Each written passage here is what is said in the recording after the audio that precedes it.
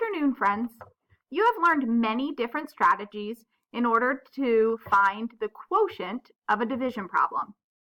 Some of these strategies include drawing equal groups, making arrays, using repeated subtraction, and creating a bar model. For today's activity, you will be creating a division turkey.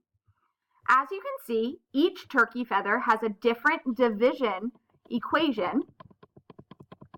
There are 7 feathers. I would like you to solve each division equation using a different strategy. So on one feather, you should be making equal groups. On another, you should draw an array to find your quotient. On a third, use repeated subtraction. And on another, create a bar model.